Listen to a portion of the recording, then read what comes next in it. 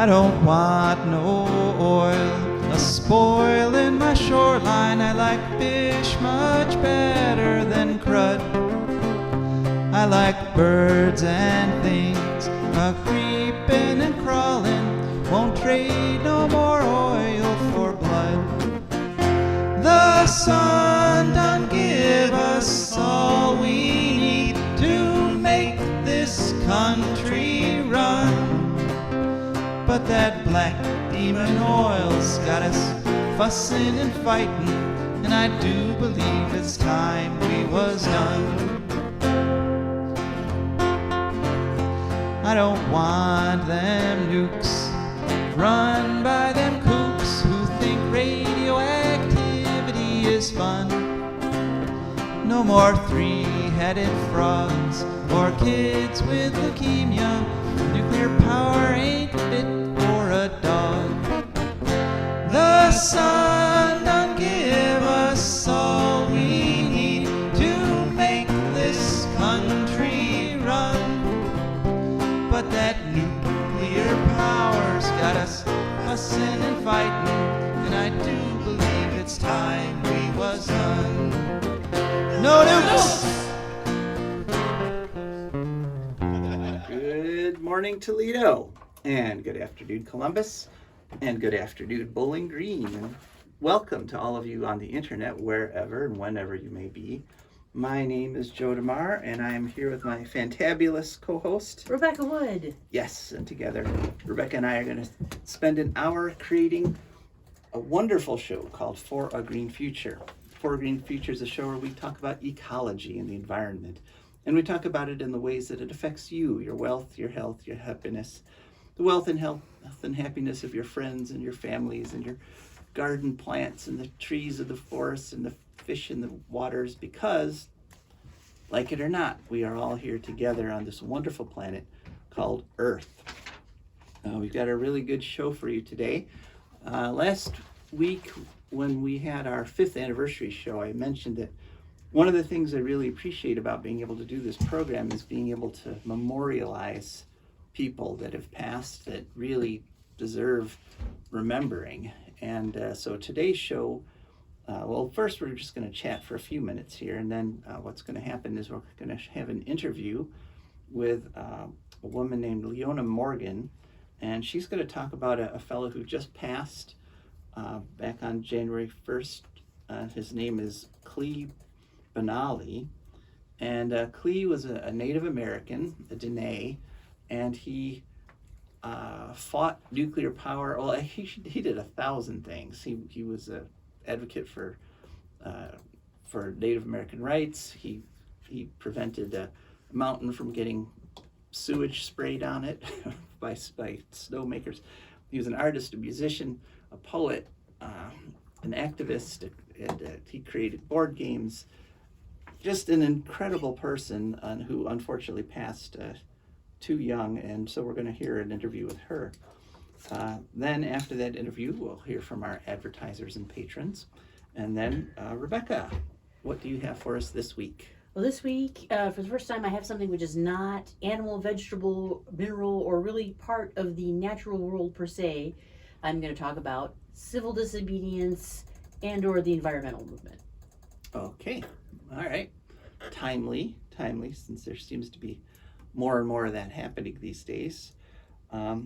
Great, and then it's ecological news from around the world, and we have a potpourri of news this week, so it's worth sticking around for. All right, so it's cold. Yes, it is. You may have noticed that. Yeah, it was 0 degrees coming in, so dress warm, don't have exposed flesh and all that stuff. Don't forget your mittens when you gotta go walk the dog, like somebody may have in this room. I'm just saying. That sounds like the voice I of mentioned experience no names. there. Okay, right. But it might have been Rebecca Vivian Wood. Aha. Well, so you may have remember that just a week ago we were looking at like 60-degree temperatures, and now we're down to 0. And you've probably heard it mentioned, but on this show we're going to remind you that a cold snap does not mean there's no global warming. In fact, the fact that the cold snap is this cold can actually be attributed to global warming. And I want to steer people back to our podcast and YouTube channel. Back on November 13th of 2022, we interviewed Dr. Judah Cohen from MIT, and he explained about the whole thing with how the global warming's messing up the jet stream, and how a messed up jet stream leads to polar air down here where we are. And so it's like leaving the refrigerator door open. Yeah, exactly. Get the hot where you don't want it and the cold where you don't want it. Yeah, so hang in there, folks. Stay cool, but not cold.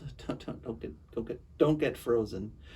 Another thing I wanted to mention, I had to take a surprise trip down to Washington, D.C., and I took the train, and I just wanted to say again how wonderful train travel is. Much leg room. All that leg room, you can get up, walk around. People do not look like they want to bite you all the time. No, actually, yeah. And you can have conversations with them because you're not like pressed up against their thighs. Right, which makes it awkward, yeah. Yeah. And it's lots of fun, and you can look out the big windows, not the tiny little portholes, and the sides of the train won't blow off because of decompression and suck your clothes off like it happened to just last week. Pretty much guaranteed it not to happen. Whatever happens, that's not going to be it. Right. So we keep getting promised that there'll be more routes starting and more train stations opening, and I hope some of that comes to pass pretty soon, because those of us who advocate for trains, we've been waiting a long time. And just a reminder that the green future is a future where you'll be riding trains more, and it's better. Yes. That I keep making that point over and over again. The green future is a more comfortable future. It's much easier to just get on a train and ride than it is to literally drive, all the way to DC and every moment.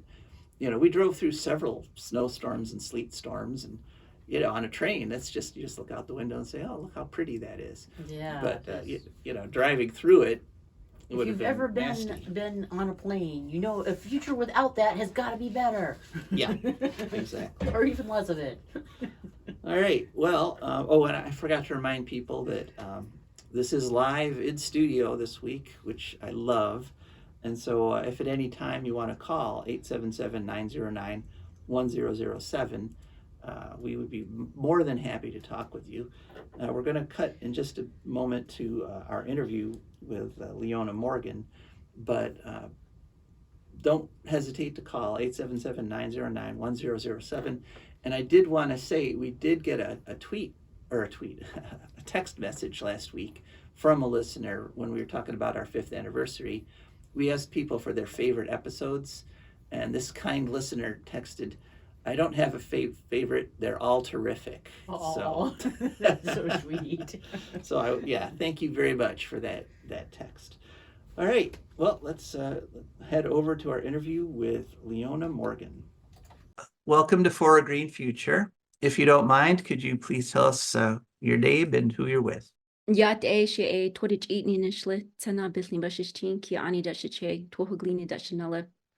name is Leona Morgan, and I am a co-founder and organizer with Hall No. And I invited you on today. We'll talk about Hall No in a bit, but I wanted to talk about Klee Benally. And I have to say, I didn't know Klee. I actually didn't hear of him until he passed, but a lot of people that I know and that have a lot of respect for him were very saddened by his passing. Could you just tell us a little bit about him and the sorts of things that he's done? Yes. Well, I worked with Klee. Klee was a co-founder of Hall No. We started Hall No in late 2016. Klee, Serena Riggs, and myself. And since 2016, we've just been focusing on stopping this mine at the canyon. So work with Klee revolved around protecting not just the area around the Grand Canyon, but sacred places, sacred elements, the water, and of course, all of the indigenous nations, all of the peoples from point A to point B. And so my work with Klee also included clean up the mines. Klee was instrumental in bringing this legislation that we were hoping would get picked up to clean up all of the abandoned uranium mines across the country. So we always talk about this number, about 523 distinct mines on Navajo Nation. Klee was not just talking to people on Navajo. He was working with indigenous nations in South Dakota and had built this network to create a database and then to start looking at what kind of mechanism can we put in place to clean up all of the mines across the US. And so this was how Klee was. He didn't just think about his own little backyard or just us as Dine people. He truly was thinking worldwide, especially when we're working on things like sacred sites, where we talk about Nihama, Nihasan, our Mother Earth. And I think from the outcry of condolences and support we're getting worldwide, his reach really was worldwide. And so for me, I do anti-nuke work. I'm an anti-nuclear activist. Klee called himself an agitator. And so, yeah, I'm looking more on the nuclear front. But Klee did, I'm only going to talk about a fraction of what he did, because to be honest, I consider myself a friend and colleague, but I didn't know all the things he did. I didn't know all the things he did. I learned a lot during the time that I spent after Klee's passing. His transition was on December 30th. And so for me, like I said, I didn't know him in all of the different areas of work, but he was doing mutual aid. He was helping to provide not only food and PPE during COVID, but I actually was able to go on a night patrol where they would gather all these donations of warm clothes, sleeping bags, anything to prepare unsheltered people in Flagstaff for spending the night outside. And so I've never done this kind of work. And I thought, how amazing, how much care he had for people, even, the people on the streets. But a lot of these folks are relatives. There was a lot of Dine people. There's a lot of people with substance abuse problems. And so those were the folks he was looking after. He also had a lot of work focused on supporting the trans community. Of course, women, we talk a lot about MMIR these days, which is missing and murdered Indigenous relatives. Klee also worked on media. I mean, he was just a guru at design and messaging and taught that to young people through Out of Your Backpack Media. Out of Your Backpack Media was a youth initiative where Klee worked with young people to learn how to do, how to shoot video, how to edit video, how to put together, a script, and then, post-production, all of that. And through this past couple of weeks that I spent in Flagstaff, myself personally, I went to Flagstaff on December 30th, hoping to visit Klee, and then ended up monitoring the mine. So I stayed in Flagstaff for a few days, and I was very fortunate and honored to meet many, many people who came out that he was working with, people who he was working with, learning about all the things he did. I mean, we know he just put out a book. He just put out a board game. We just did our last event on December 13th. He organized a community teach-in that was a hybrid event. He even edited the video. You can see it on our website. And so everything he did was rooted very strongly rooted in our traditional teachings.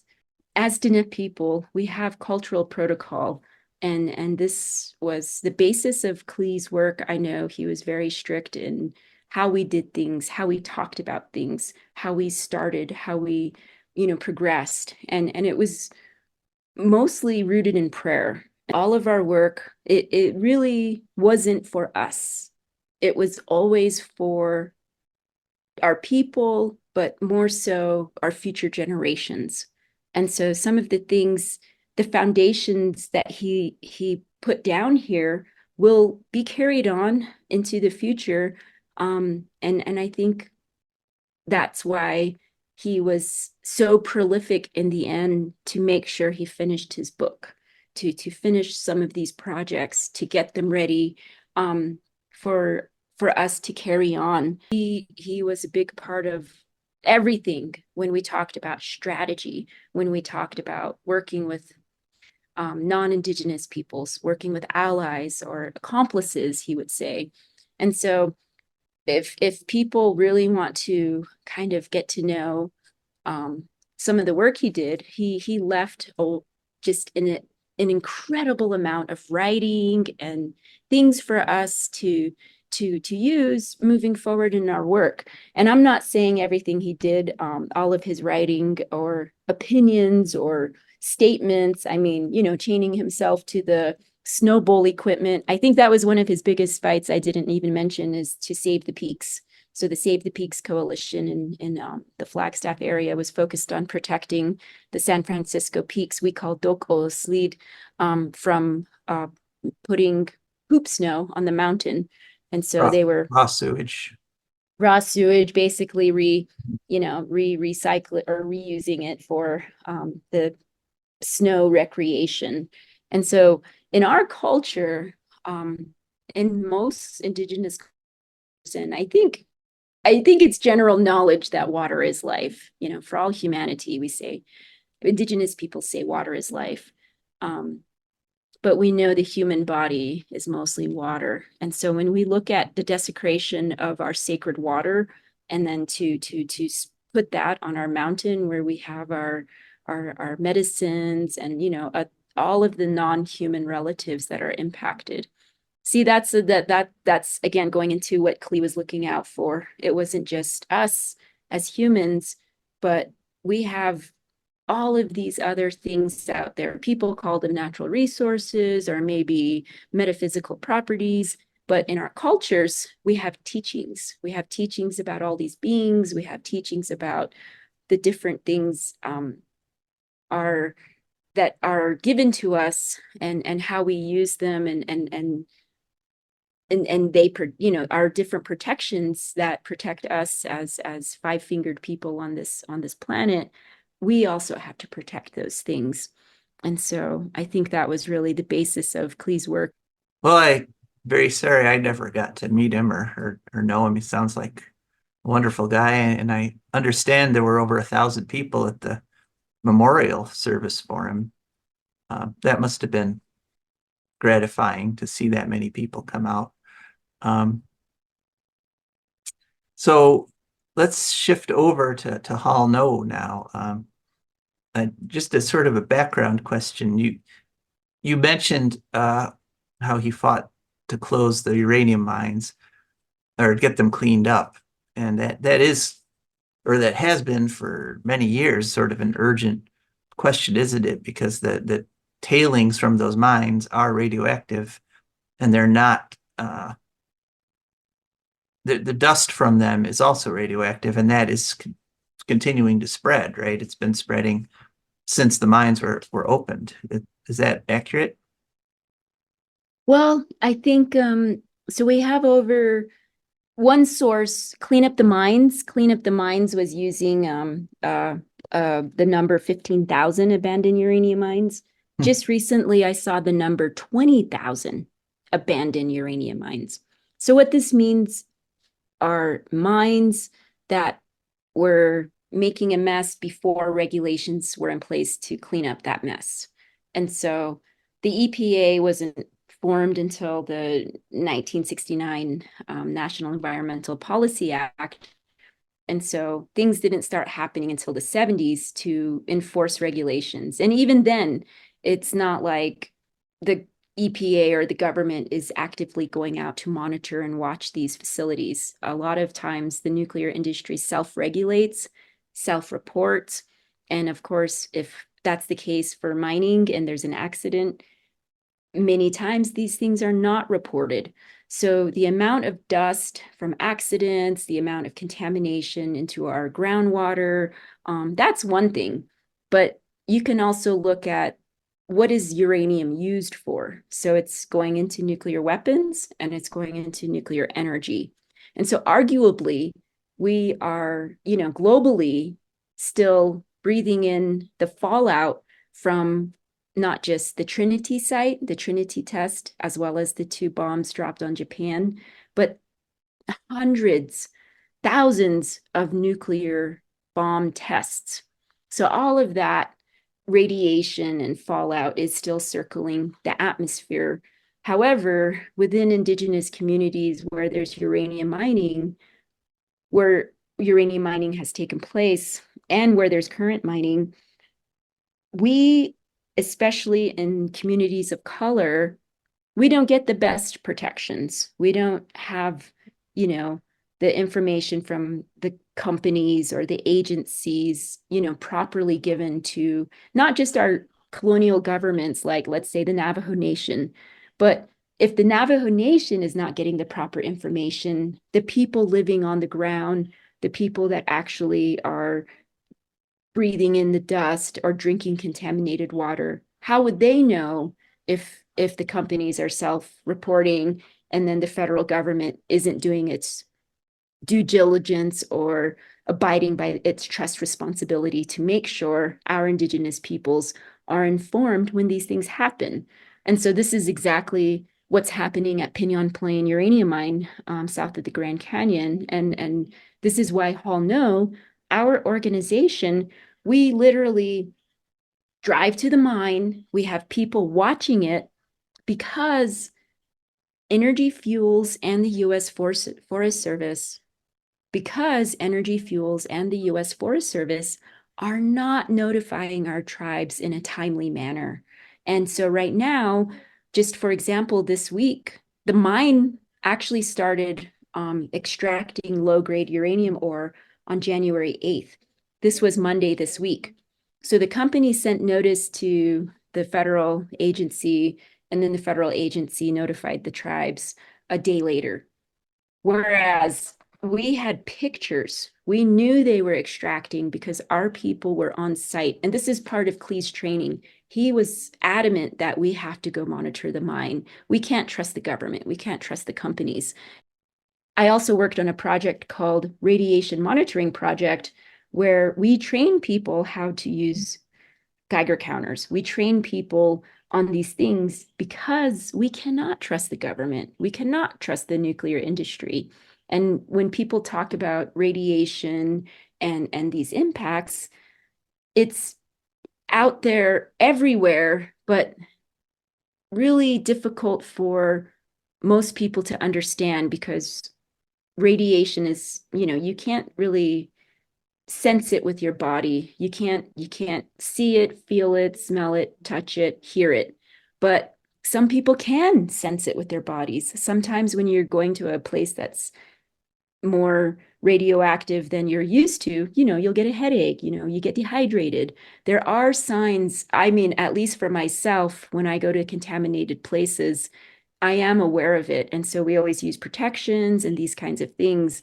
And so for us to be going to the mine and watching, it's because we are the sounding alarm for everyone along the transport route. And so this week we put out a notice on our Instagram informing people mining has started, but the company is not obligated to inform the public when they start transport.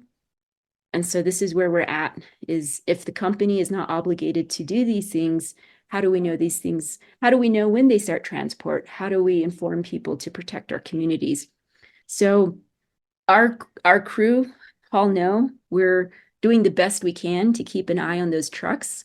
But again, this is violating some trust responsibility of the U.S. Forest Service to inform Navajo Nation and all of the tribes around the region, not just the ones that are on the haul route, but any that consider this place sacred, who, because a lot of Indigenous peoples see the Grand Canyon as a cultural resource, the waters, the springs, but there's also a place called Red Butte. So the mine that we're fighting is 4.5 miles from sacred Red Butte, which is the place of emergence of the Havasupai people. And it's such a slap in the face that Biden signed this national monument on August 8th, 4.5 miles from a mine that is not included in the protections of the national monument. So when the national monument was created, they based it off of 2012 mineral withdrawal that Obama put in place. And so in that mineral withdrawal, there were already some mines with what they call valid existing rights. So those mines are allowed to go forward. And so from my information, there's at least 11 mines with valid existing rights, but it's questionable. Some of them have already been mined out, so they will not start. They're getting cleaned up, but it's questionable right now. It's questionable how many mines are within the national monument that are ready to start. So it's a handful, but even one is too many.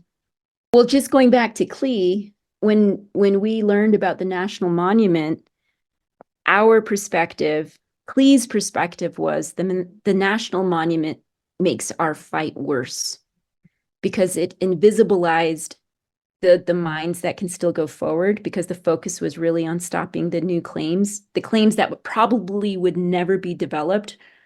But because the focus was on stopping new mining, and people thought the national monument was going to protect, the close to 1 million acres from new mining, it invisibilized these other mines that can still go forward, thereby making our job harder, because not only are we still fighting the mine and demanding a shutdown to the mine, we now have to educate our communities that, no, the national monument didn't protect you. And Klee said the national monument made things worse.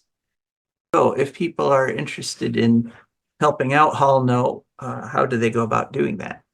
We are focusing on shutting down Pinyon Plain uranium mine, formerly known as Canyon Mine. Hall No has always been focused on the transport. So we say Hall No uranium through our communities, Hall No radioactive materials through Dineta. But as Diné people, that's kind of where our focus is to put pressure and to educate and protect our people. But again, going back to the totality of all the people, all the elements, and protecting everything, it really starts at shutting down the mine. If it gets to transport, that's too late. So we always said, shut down the mine, shut down the mill. The mill is in Utah. That's a whole other issue. Right now, we're hoping people are watching our calls to action. We're hoping people are gonna follow us on the Instagram and Facebook, and of course, go to our website, hallno.com. What we're doing is demanding a shutdown to the mine. So we're talking to Navajo Nation. We're talking to the governor of Arizona. We're going to be talking to all of the powers that be, because they messed up. They created this national monument for the protection of people from uranium mining, but yet here is new uranium mining that started this week. And folks out there who want to support us or donate, that's always appreciated, because we don't, again, going back to our politics, we're not taking money from the nonprofit industrial complex. So all of our work has been voluntary. We've never been paid to do this work, but we do need money for gas. We need money to make copies of information. A lot of people in the res don't have high speed internet. We're still dealing with paper, and talking to people face to face and having to translate information. So these are the things, all of the work that we're doing, we will keep doing, and you'll see updates on our website and all of that. And any donations are appreciated. You can just go to hallno.com/donate. Is there anything else that you'd really like to get in there that we didn't mention? So in the spirit of cleaning up all the uranium mines, we see Pinyon Plain as kind of a pinprick, at least in the Southwest. There is some uranium production in other parts of the country, but right now we see this as a critical time to stop this new mine because of what just happened at COP28, because of the Nuclear Fuel Security Act, because the price of uranium is at the highest it's been in a long time. All of these national and international circumstances lend themselves to a possible new wave of uranium mining. And the uranium boom of the 1950s to the 70s has still not been addressed, hence these 20,000 abandoned uranium mines. We feel this is a very significant time to stand up and shut down this mine, or it could possibly lead to opening up a new uranium boom across the country. And so that's our concern, is if we can stop it here, maybe we can have a bigger impact across the country and the world. I have heard it said that the Navajo lost a generation to those mines, basically, that the health effects on those miners were so severe, not just cancer, but also respiratory diseases. Is that accurate?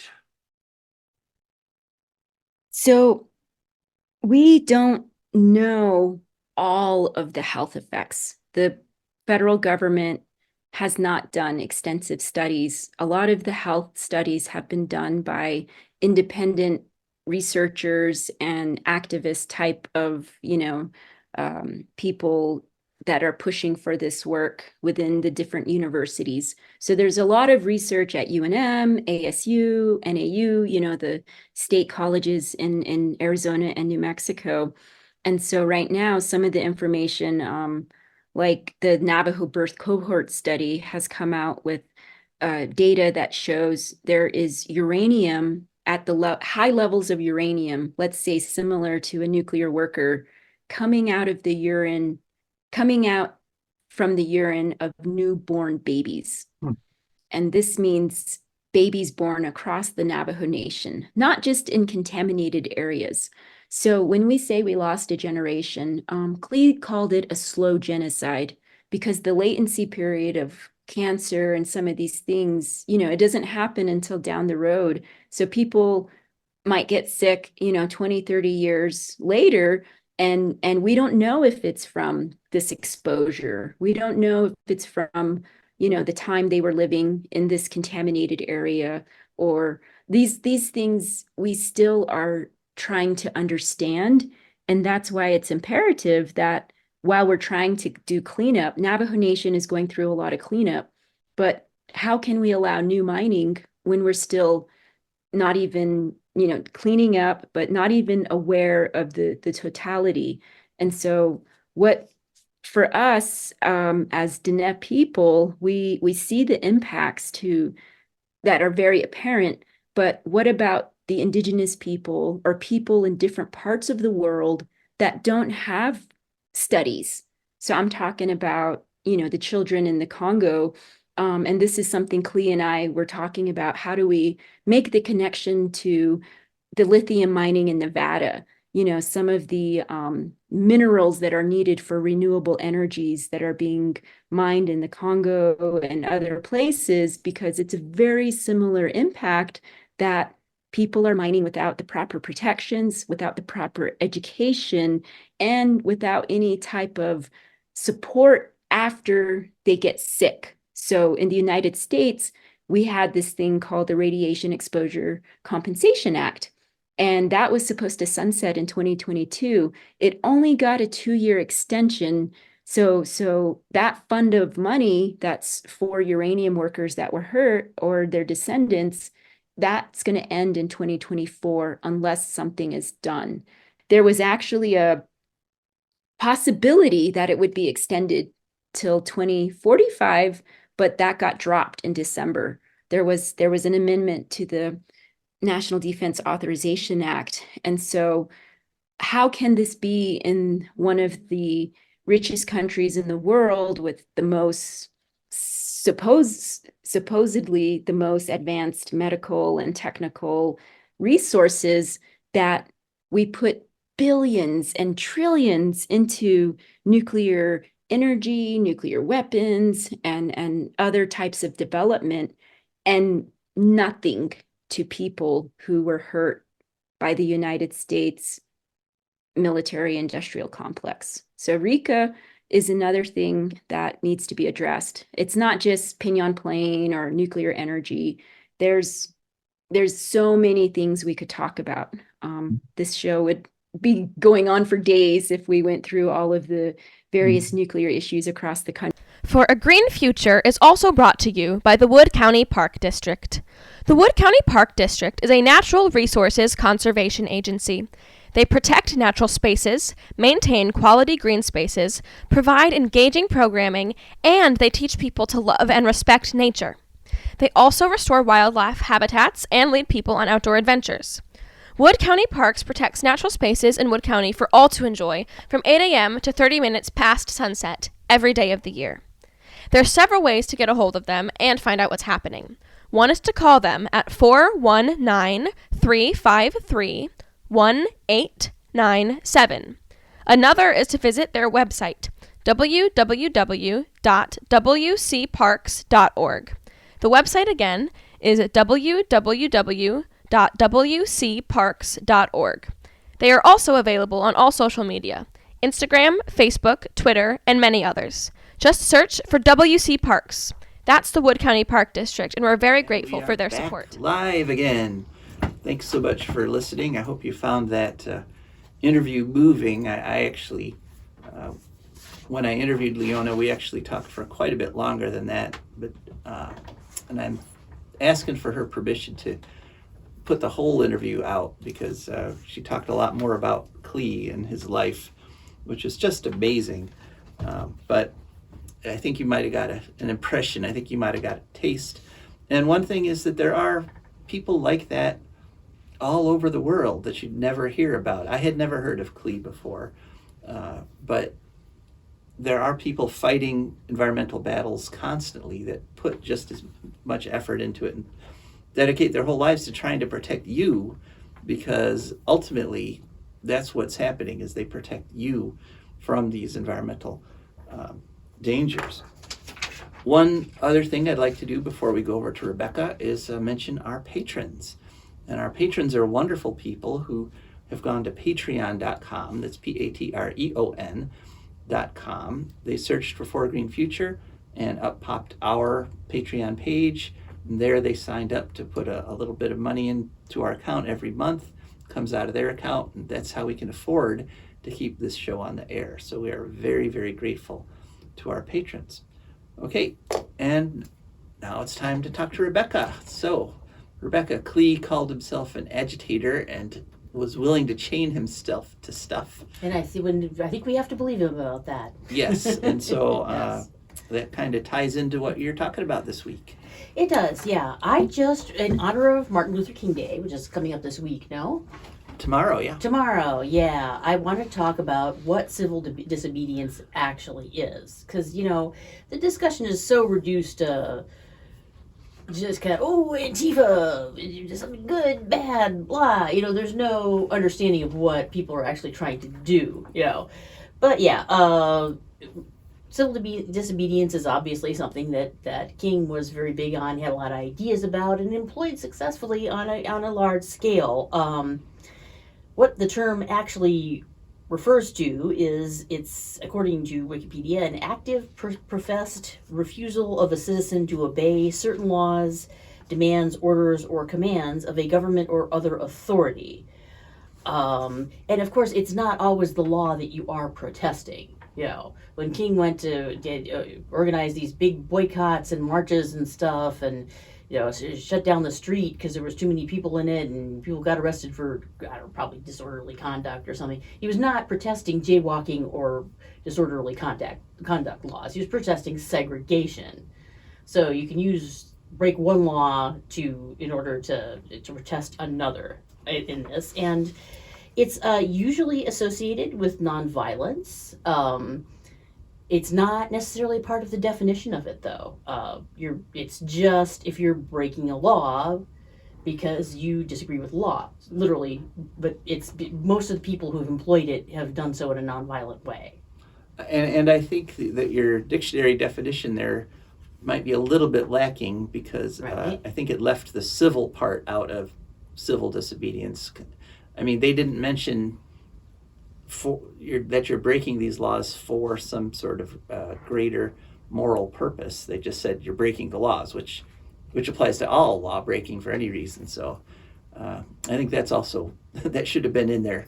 Well, I don't know. It's professed, but yeah, that could certainly be expanded on. Plus, some people have pointed out that they think that peacefulness is implied by the word civil. Mm-hmm.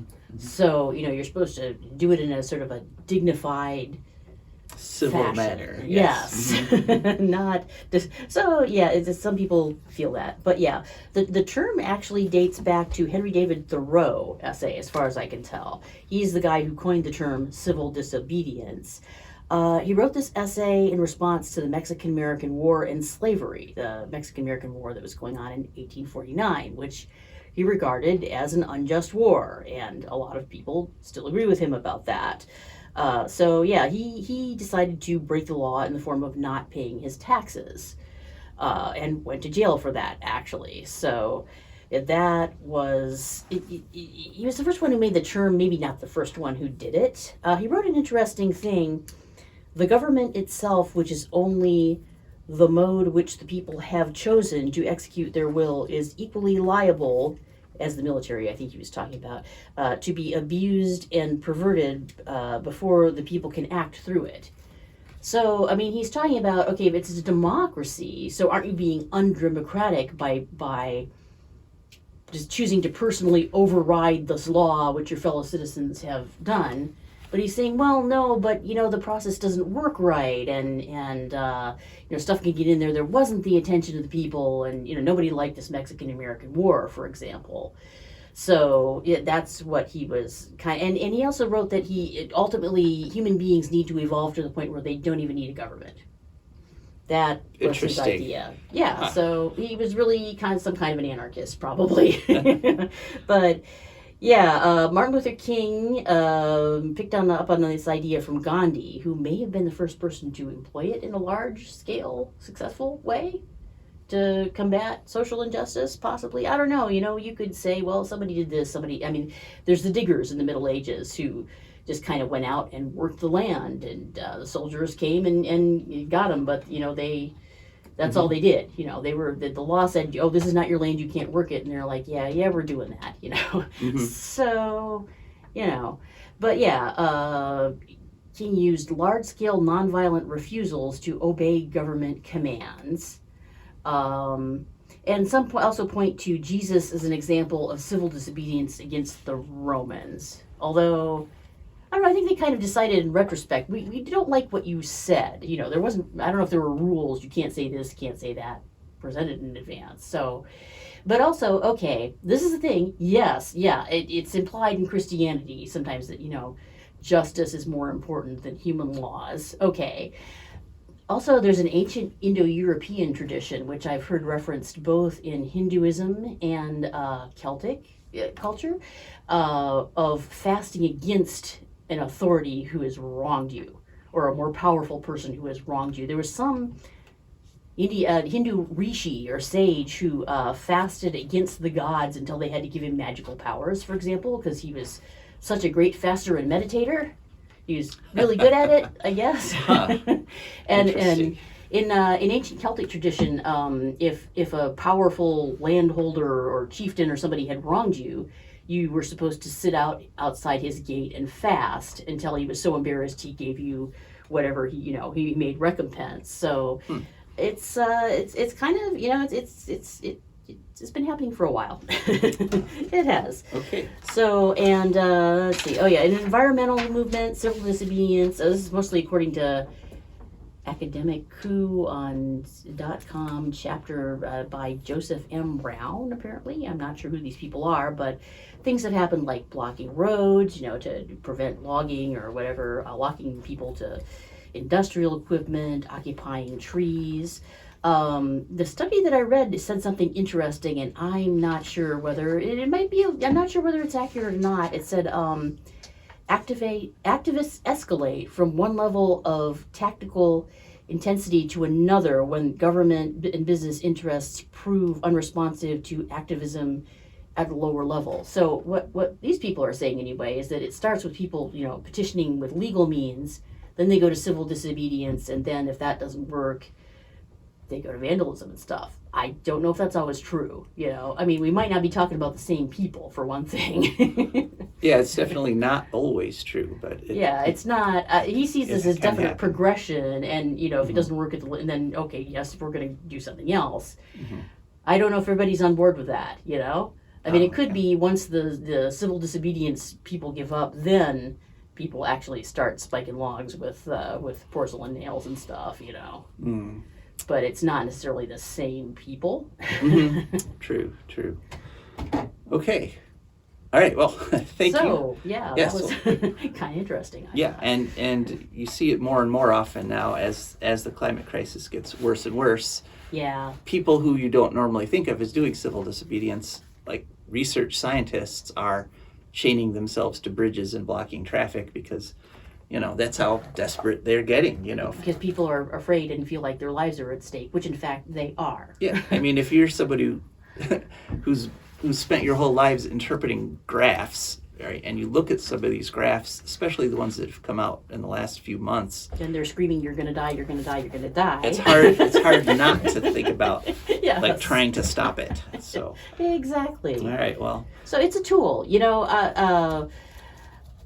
it's an important tool. That's why I wanted to talk about it. That's been used by people, including the environmental activists, for a long time, and I feel like it's always worth looking at anyway.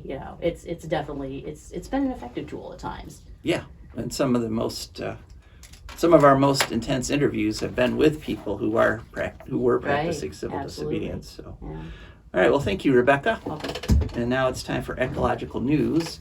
And here we're going to start off with some definitely uncivil disobedience here. Oopsie. Yeah, well, this is just, kind of making that point because study at Yale Environment 360 on January 5th of this year, they have used satellite data and artificial intelligence to figure out what all the ships on the ocean have been doing. And it turns out that 3/4 of fishing is illegal. Oh boy. Yeah. Wow. 3/4 of the big, huge factory fishing boats Oh my gosh. that are out there, they turn off their transponders so the authorities don't know what that boat over there is.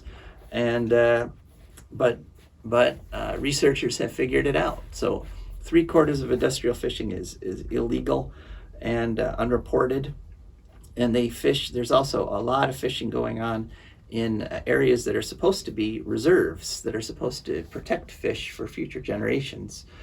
And it turns out that this is happening in Asian waters 10-1 versus in European waters. Yeah, the Pacific Ocean is large, so I can see where that might happen. Right. It's a lot to patrol. Yeah, so they used images from the European Space Agency, the publicly available images, and you can actually go online and search for it and look at these pictures yourselves. But this is definitely, so that's disobedience, but it's definitely not civil because what they're trying to do is enrich themselves at the cost of the fish. I find it very sad that the idea of someone being busted for illegal fishing, because if I was going to do something illegal, I would want it to be glamorous, and I'd be stealing diamonds in a cat suit with doing somersaults with the I don't know. See, that's crime, which is Right. like you're breaking the law to do something which is not that much fun, Yeah. Well, no. Only the captain of the ship is making any money, probably. Right, yeah, the guys with the nets and the fishing knives they're just kind of sad. Oh, well, you get to break the law. You have to break the law, but the reward is you get to cut up fish. Yay! For like $1 a day. Yeah. Yeah. So what is that? So that needs to stop. So, but now we know you can't stop it until you know what's happening. So now we know what's happening. All right, off to Norway. We got unfortunately two bad environmental stories in Norway. One really bad, and one pretty bad. The really bad one, we'll start with that to kind of de-escalate.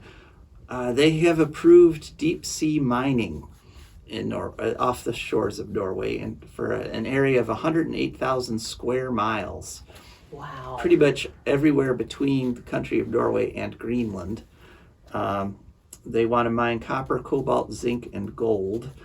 And this is universally by scientists and marine biologists and geologists. Everyone says this is going to destroy the ocean. Because think about what happens with mines, especially copper mines. We're thinking of when, just on what it does to the waterways when it's happening not in the waterways. Right. This is skip the middleman and just create the pollution right in the ocean, not have to filter it out through grass and streams and stuff. Great. Yeah, they plan to use robot vehicles that are going along the seafloor, literally just chewing it up and spitting it out. Oh dear Lord. We had an interview with Emma Wilson back on September 10th of 2023 on this, and everyone told Norway this is a bad idea, don't do it. Over 100 European legislators sent the parliament a letter. Over 800 scientists sent the parliament a letter. They ignored it. They're saying we are going to hold ourselves to the highest standards of environmental protection in this process. The thing is, they're the first ones to ever do it. Right. So there literally are no standards. Yeah. So they're holding themselves to the highest standards. They're also holding themselves to the lowest standards. It's true. No one else has ever mined on this scale before. There've been a few experimental mines. They're holding themselves to standards which they themselves invented, so that nothing could go wrong with that. Exactly. Right? Yeah. And so, but that's how we know it's going to be horrible. Yes. Yeah. So that is how we know. Yeah. the other One of several ways, actually. right. The other less horrible but still bad story is that sea trout in Norway are dying off. 40% of the sea trout are in very poor condition. Only 25% of the sea trout populations are healthy, and the reason is salmon lice. Ooh. Yes, salmon lice come from salmon farms. Okay. So basically what happens is they pen millions of salmon into these little net areas, and the lice just love it. And so they produce billions of lice. And so when the wild salmon swim by these salmon farms, they get infested, and it's killing them off, basically. Okay. And an interesting subtext in this story is that the salmon in the farms are susceptible to these lice, that the lice can actually kill them. In fact, Chile's salmon farming industry was wiped out by salmon lice. Oopsie. But we've been using these pesticides to kill the lice. We've been spraying pesticides in the salmon farms. Right in the friggin' ocean. Great. Yes, spraying the ocean with pesticides.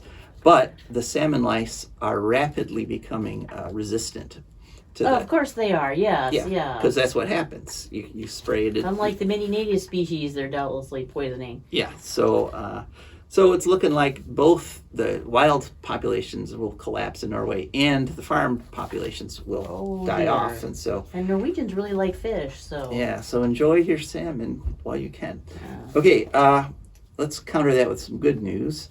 A story in Interesting Engineering on December 26th of 23 by a fellow named Amaya Paleja.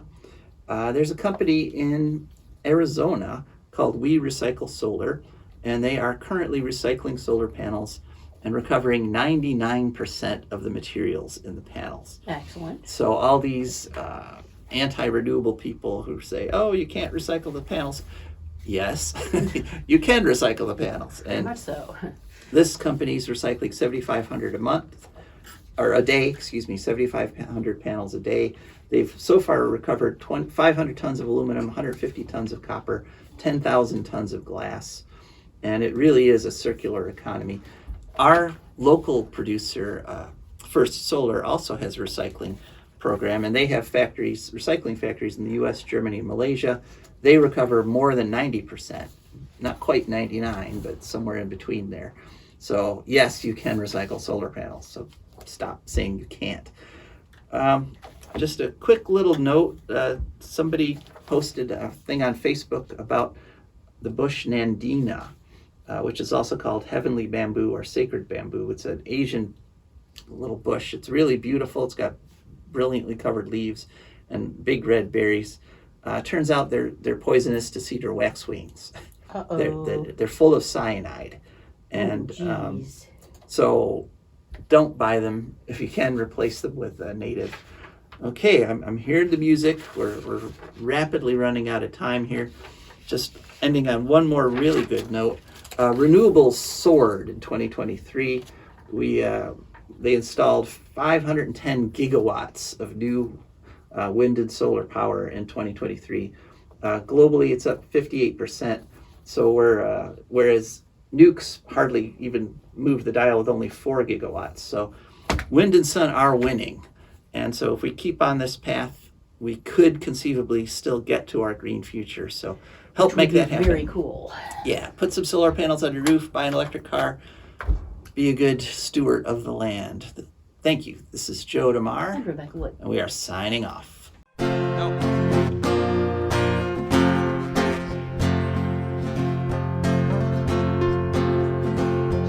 I don't want no oil, a spoil in my shoreline. I like fish much better than crud.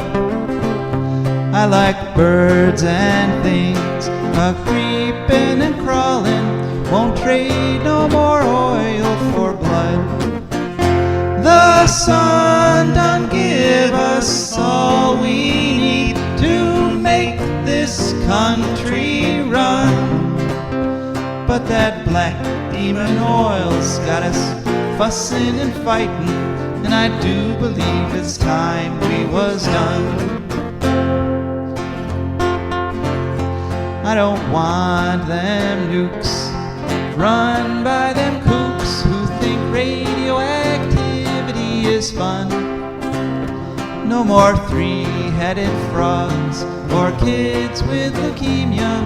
Nuclear power ain't fit for a dog.